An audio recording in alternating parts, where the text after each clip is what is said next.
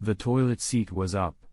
I stood there looking at it, wondering if it meant what I thought it meant. My wife Sally has a pet peeve: if I leave it like that, she'll have a seizure. So I put the seat down after I finished my business. I just got home from a 3-day trip with an out-of-town client.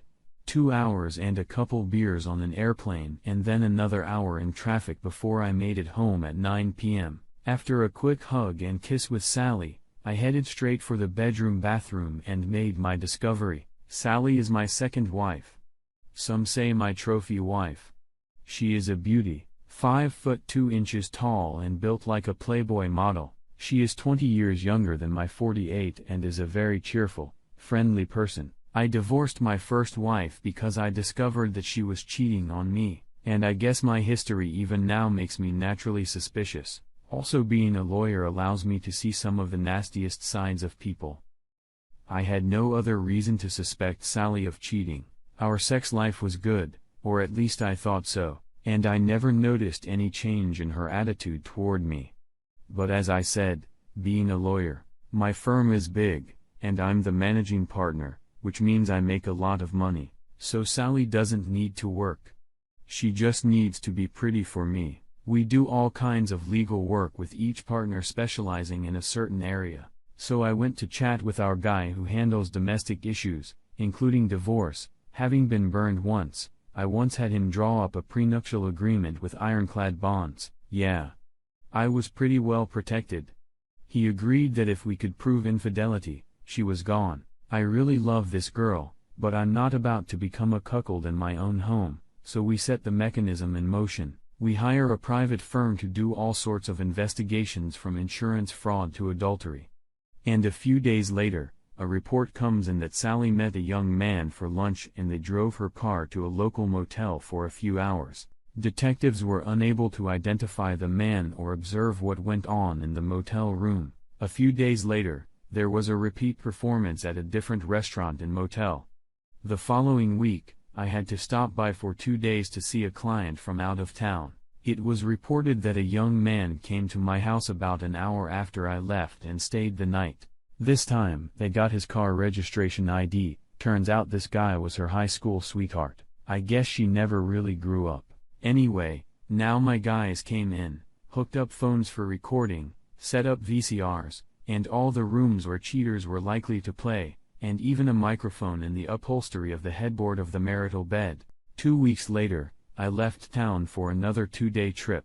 When I returned, the investigators had a lot of stuff for me, all recorded video and audio with time and date stamps. He arrived closer to evening, parked his car in my driveway, used his key, and just walked in the front door. He didn't even have to ring the doorbell. She gave him the key. She met him in the hallway, dressed in a garter belt, thigh-length stockings, and high-heeled shoes. Nothing else. She was gorgeous and sexy and so desirable. That's why I'd married her, but now it was for something else.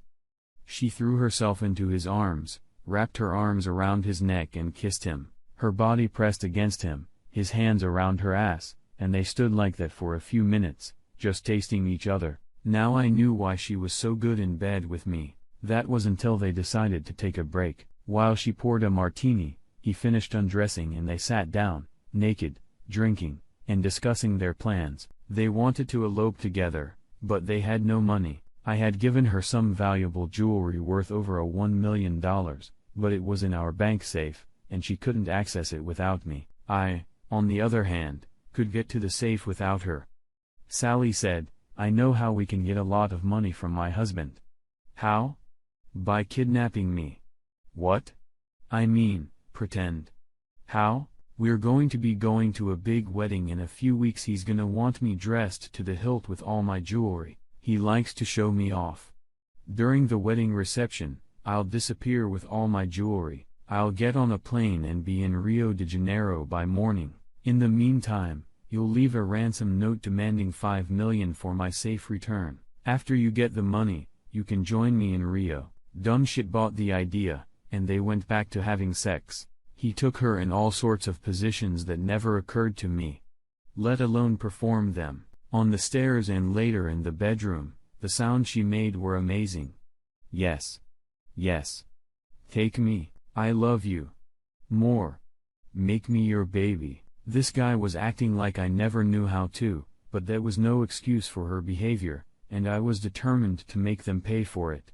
All of her jewelry was custom made and I had copies of each piece made of fake metals and non-precious stones. I know how insurance works and I didn't want to take any chances. When it came time for the wedding, I gave her the fake jewelry.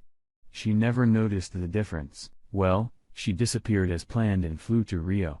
I was glad to let her go. As far as I knew, she had hardly any money with her except some change for pocket change. I canceled all her credit cards and closed the joint bank accounts. I don't even know if she had enough money to check into a hotel. When he tried to get the ransom, the cops were waiting for him. He got 5 years for attempted extortion. Serves the asshole right. He should have put the toilet seat down.